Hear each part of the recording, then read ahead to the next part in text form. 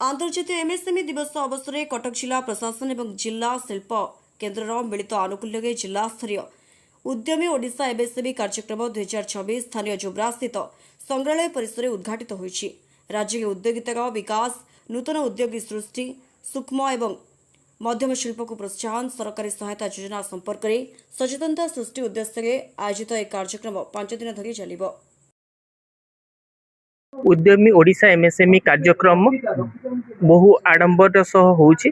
हमर एथि मूल लक्ष्य होउछि जे ओडिशा रे केते एमएसएमई ग्रोथ हेइछि ताकू प्रमोट करिबा एवं आगामी दिनर पीढ़ी को आमे एमएसएमई विषय रे सचेतनता कराई केमती स्टेट आगु को जाई परिबो ता विषय भी आमे ध्यान दबा। आज पारालाली स्टेट रे मध्य मुख्यमंत्री श्रीयुत मोहन चरण माझी द्वारा भी यही कार्यक्रम अनुष्ठित होउछि पारालाली। तो कटक जिल्ला रे मध्य आज ग्राउंड ब्रेकिंग सेरिमनी 5टी यूनिट रो होउछि।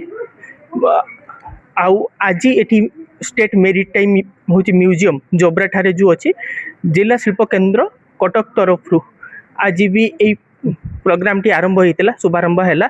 एटा 5 दिन धरी चलिबो।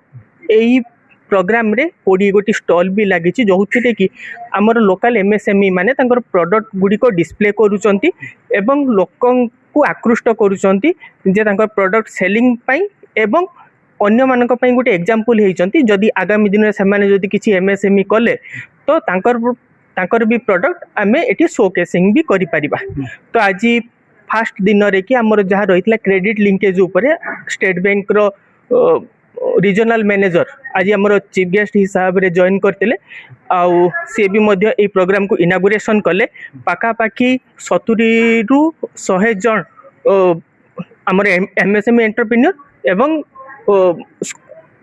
कॉलेज रो छात्र छात्री आईटीआई एवं डिप्लोमा रो छात्र छात्री माने भी आस्तेले ए प्रोग्राम रे जोग देले आउ सक्सेसफुल मध्य हैला। आउ आमर एग्जिबिशन टा भी एमती 5 दिन चलिबो संध्या 7टा पर्यंत। तो जो माने इच्छुक अछंती एई स्टॉल को एंजॉय करिबा पाई एवं एई प्रोग्राम रे पार्टिसिपेट करिबा पाई तो 1 तारिख पर्यंत हमर एटा होची मेरीटाइम म्यूजियम रे खुला रहिछि।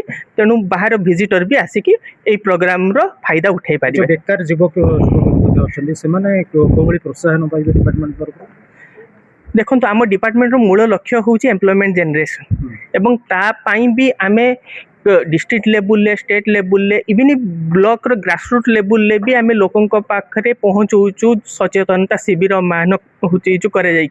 एईटा होची तार गुटे रेप्लिका जहा कि हमर डिस्ट्रिक्ट रो ए मेन हब रे कि 5 दिन पई चलिबो। तेनु मु आशा करिबि जे ए प्रोग्राम टी नूतन युवपीढ़ी एटा गोटे प्रेरणा स्रोत हम। धन्यवाद। ठीक है। मो नाम विभूति परिडा। मुझे रसरगढ़ रू आसी आम कंपनी ग्रीन विभा कंपनी जेटा कि ऑर्गेनिक प्रोडक्ट आम सब दउछु। अच्छा जो हमरा एमएसएमई डिपार्टमेंट तरफ एडी करा जायछि गोटे मेला आयोजन करा जायछि कोन सब अपन प्रोडक्शन सब आनछथि। आम ऑर्गेनिक रो होम केयर प्रोडक्ट आनिछु सर जोटा कि मल्टीपर्पज जोटा बाथरूम रे दाग का जोटा टाइल मार्बल तापर सर हैंड वॉश आमर एटा ऑर्गेनिक सब हाथ धोया पई एटा आगे सर एटा कार वॉश बाइक वॉश का करि परिबे। एटा मल्टीपर्पज जगह रे यूज करि परिबे। दाग जे कोनोसी दाग खाली सीमेंट दाग छाडी साला पर अपन सब दाग रेटा यूज करि परिबे। गैस कनर भी एथरे अपन सफा करि परिबे। एटा सर हैंड वॉश टा जोटा कि अपन हाथ सफा करि परिबे। एटा ऑर्गेनिक 100% जीरो केमिकल सर सब मीठा प्रोडक्ट दिए। एटा सर क्लॉथ वॉश जोटा कि ब्लेजर पाट साड़ी का सब अपन सफा कर वाशिंग मशीन हो बा हाथ रे हो अपन सफा करि परिबे। एटा सर डिश वॉश टा बर्तन धोइबा लिक्विड टा अपन एटा बर्तन धोइ परिबे। आ एटा सर गोमूत्रटा जेमति अपन ब्लैक फ्राइन मार्केट केमिकल आनछन सेटा एटा हमरा ऑर्गेनिक रे तयारी करा जाय छै सर। अपन एमएसएमई जो एमएसएमई डिपार्टमेंट तरफ करा जाय छै केते सहयोग मिलछि आ कोन प्रकार गवर्नमेंट तरफ जोटे भी धर गवर्नमेंट जो मेला आयोजन करुच्ची तो सेटा फ्री रे रोची जोटा कि आम जाइए बिजनेस कर प्लस आम बिजनेस को ग्रोथ कर जो लोक मैंने आसती डिस्ट्रीब्यूटर हो कि होलसेलर हो। एटा 5 दिन ये रहिबो। आशा तो करूछु बेपार भल हम बोली।